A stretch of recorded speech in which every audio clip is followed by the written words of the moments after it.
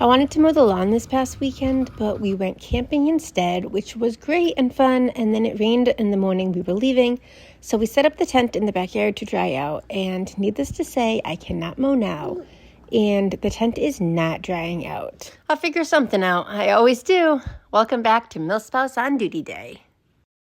Alright, so the school sent out quite a few reminders about this bowling trip today, this field trip that the kids were going on, and they repeatedly said to wear no Crocs and make sure the kids are wearing socks and sneakers. And obviously my mom brain totally sucks because it skipped over all of that this morning when kiddo was trying to get her project to school. So we were busy trying to take the social studies scrap stuff and get it into a bag because it's raining and I wanted to make sure it was safe and it wouldn't get wet, and I wanted it in a nice little bag. And then I said, don't forget the bag at school, because it was in New York City, a bag that we got in New York City from the M&M store. And of course I totally forgot about this field trip, and so of course kiddos in school wearing Crocs, and my phone didn't charge last night, so I dropped them off at school. We got home and then I had a missed call from the school saying you need to come back and bring sneakers. So I got baby back in the car, we came here, I dropped off the shoes, and now we are headed home again.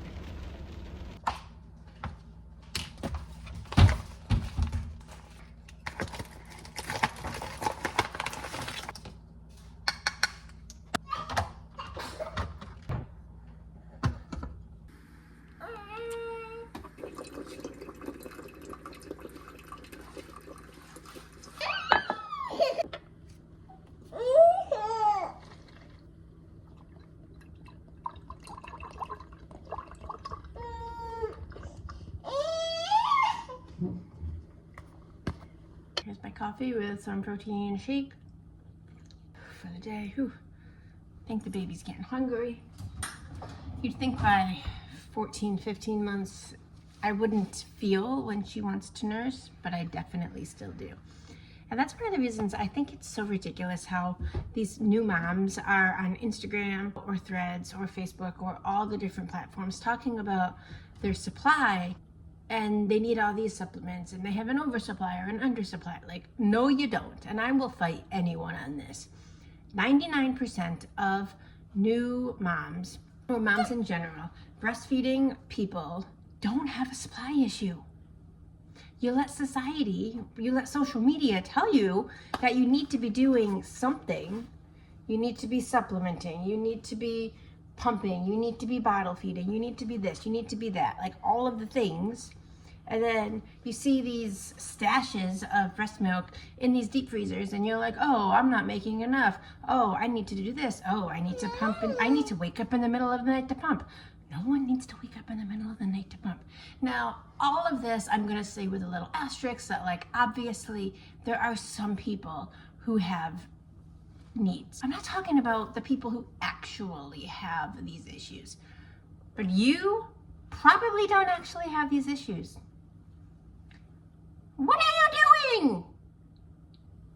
You ain't talking about boobies and you're like, Mommy, I has a boobie.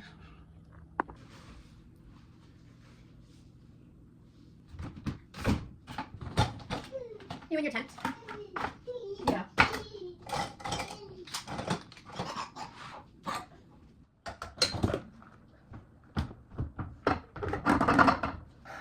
This is not poop. It looks like poop. It's all over me like it'd be poop, but it's not poop. It's chocolate, because the big kid broke into the camping stuff, and instead of putting away the s'more supplies are now all over me, but all over the house. So I'm trying to put away the dishes, and the baby found the chocolate, is eating the chocolate, shouldn't be eating the chocolate, getting the chocolate all over your face and your hands and your dress and the mummy. I'm only one person. Alright, I don't know. Now there's also a good chance that wherever this chocolate was found, there's also ants. Because if you leave food out, the ants will come. We have so many ants because there's always food all over my floor. Opening it. I'm opening it. All right. Can you keep it open, please? Can you keep it open, please? I don't need you to close it just yet. I will let you know when it's time to close it. I will let you know when it's time to close it.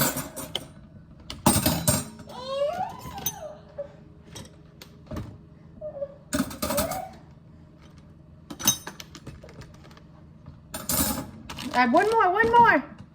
All right, close it. Now you don't want to close it. Load it up.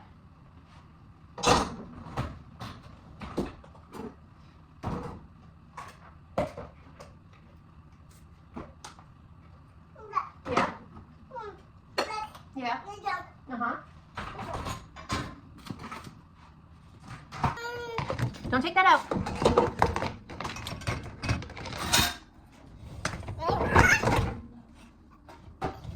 Don't take that out. All right, the dishwasher is loaded, and now I can work on something else. I did. I'm so itchy. Look, ignoring the chocolate, I'm so itchy from camping. Like, we got destroyed by bugs, even though we put bug spray on. But I did start the washing machine this morning.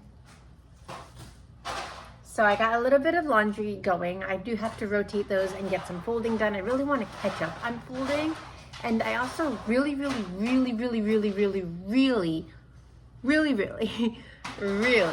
want to vacuum my upstairs. I cannot tell you the last time I vacuumed, probably 2 or 3 road trips ago, because the cat sitter comes upstairs and I want to make sure, like, I'm not mortified, even though I'm totally mortified, probably 24/7 at this house.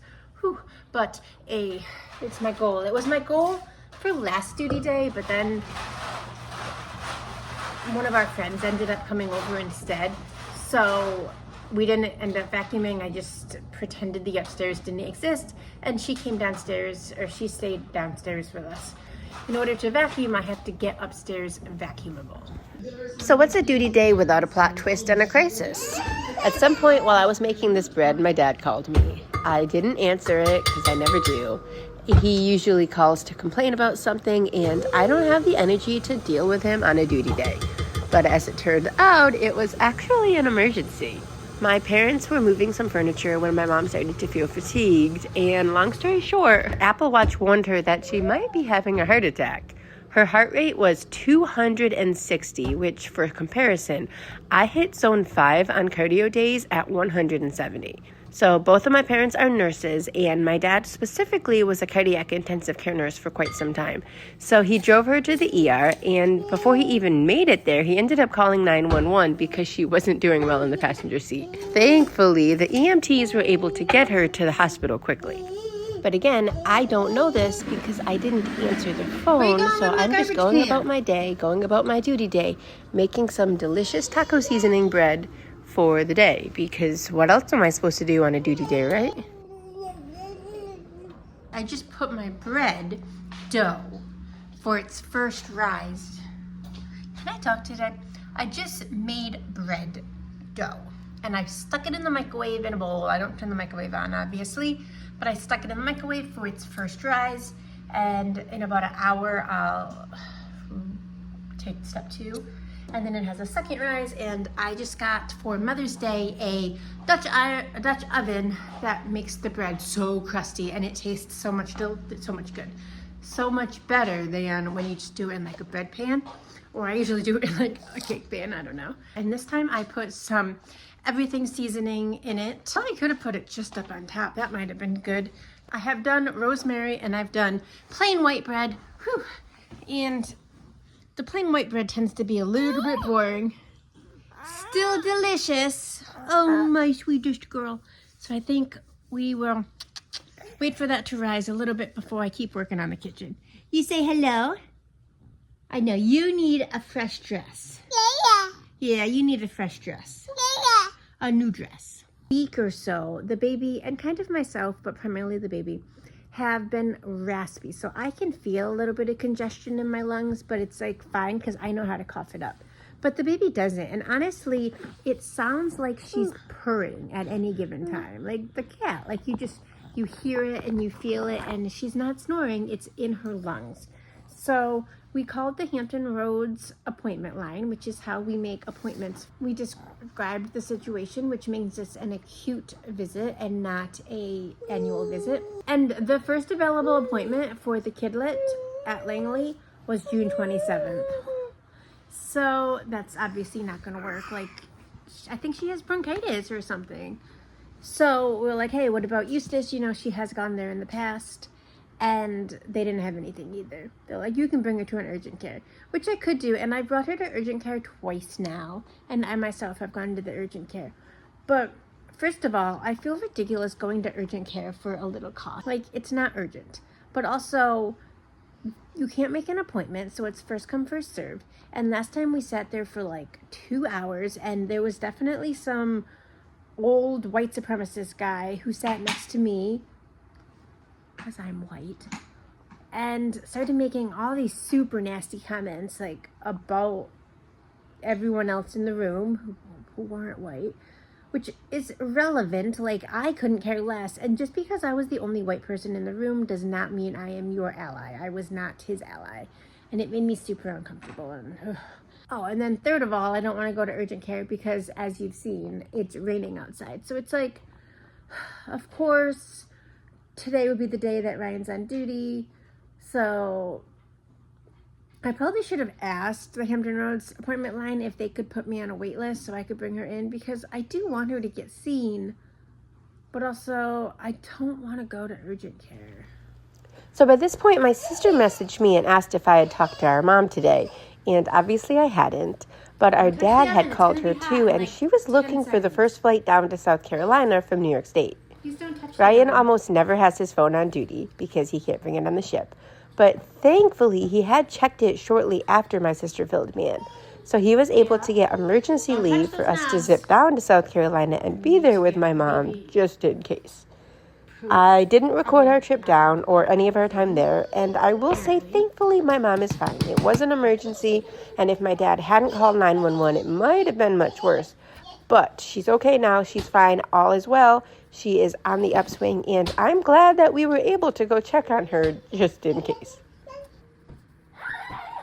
Thank you so much for watching. I hope you enjoyed this video. As always, be sure to give me a like if you enjoyed it, and subscribe for all of my upcoming Milspouse on Duty days, as well as our little Milfam adventures. I hope to see you in the next video. Bye, everyone.